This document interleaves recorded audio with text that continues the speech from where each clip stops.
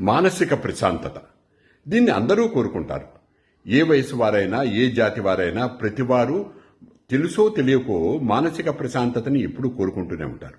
ఒకవేళ మానసిక ప్రశాంతత కనుక కొరవడితే మనిషి అలజడికి గురవటంతో పాటు కొన్ని సందర్భాల్లో అనుచితంగా ప్రవర్తిస్తూ ఇతరులకు హాని చేయొచ్చు, లేదా తనకు తానే హాని చేసుకోవచ్చు. అయితే ఈ మానసిక ప్రశాంతత ఎలా లభిస్తుంది?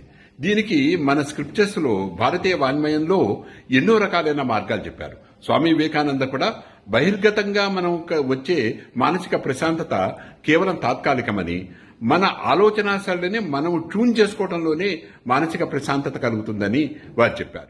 వీటన్నిటిని దృష్టిలో ఉంచుకుని నా అనుభవాన్ని, ఆలోచనలని, అవగాహనని కూడా జోడించి ఈ విషయాన్ని గురించి ఒక చిన్న గాన రూపంలో మీ ముందుంచడానికి నేను ప్రయత్నిస్తున్నాను. ప్రశాంతంగా ఉండాలి. నీవు, నేను, అందరూ.